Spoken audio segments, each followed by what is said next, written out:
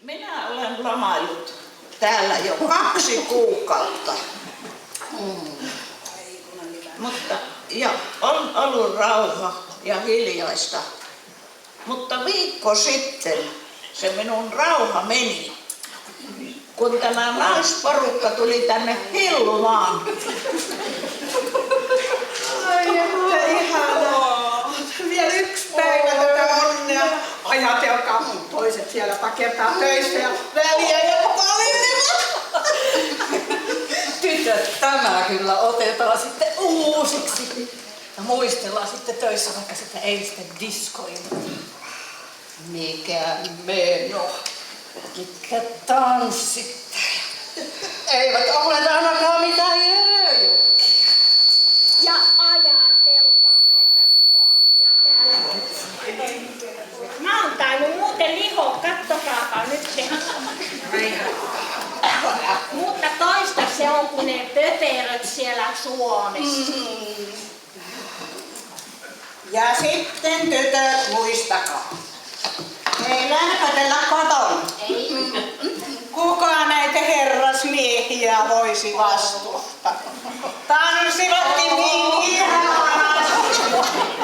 Minä suorastaan tunsin perhoseksi itseni. Ajatelkaa. Make sanoo minua ruohonleikkuriksi. Tuntee kuulemma itsensä ruohonleikkaajaksi, kun tanssii kanssa. Samanlaista jyräämistä. Mutta olisipa nähnyt minut eilen. Tanssittajasta se on kaikki kiinni. Niin. Voi että kun saisi edes muutaman päivän lisää tätä onnea.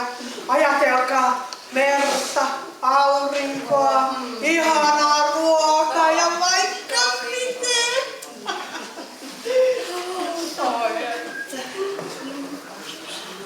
No hei! No hei! Tähän minä teidät löysin. Tulin tuomaan tuollaista etukäteistietoa, että Kenttäväki on mennyt lakkoon. Lähtömme viivästyi vuorokausi. Hotelliheltassa olen saanut sovittua, että kustannuksia ei tule mitään lisää. Jatketaan tätä lomailua vielä vuorokausi eteenpäin. Tulen ilmoittamaan sitten, kun saan lisää tietoa. Sinne saakka. Heippa! Heippa!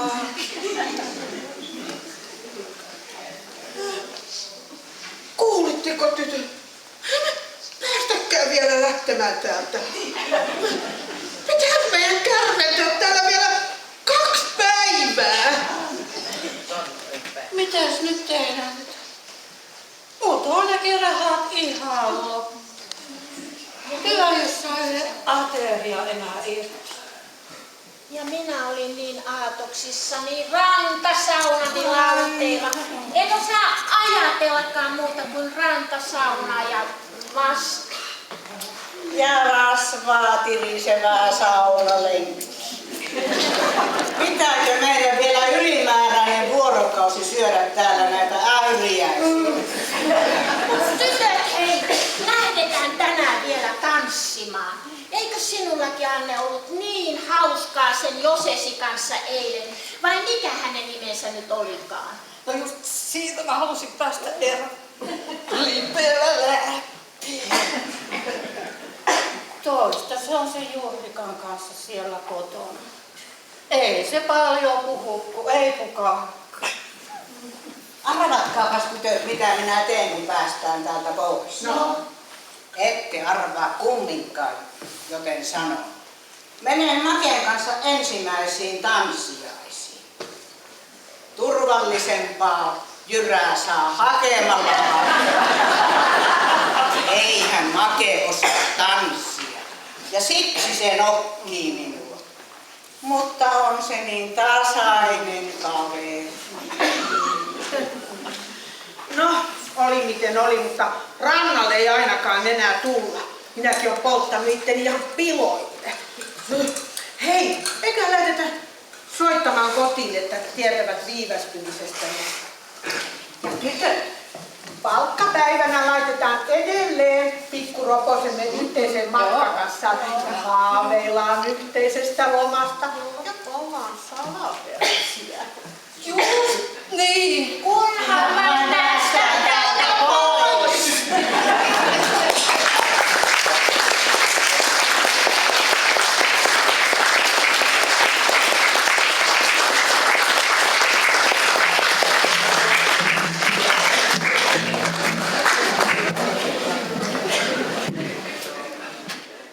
Anitra apunansa. Ulma uljaana uhkui. Kirjokankaat kauniit kutoivat. Puilla piukaksi paukuttivat. Saven sulavaksi saattoivat. Lautasiksi leveiksi laittoivat. Kupeiksi kauniksi käänsivät. Uunin uumenissa uuvuttivat. Tulessa tuopeksi taikoivat. Oleksi omenan asukki, sodan sotkuja selvitteli. Vedet vaaroista vapautti, kynsi kyisen pellon. Vaan ehätti eloisa Elena, oleksille onneksi oivaksi, miehelle mielitietyksi. Katja Kantaimo Katajaisen kansan, vuosia vanha, 100 saavutteli, ilon luoja ikinuori, lapsille lauluja laati, vanhuksia valppaaksi vaati, vaan itseksensä eleli.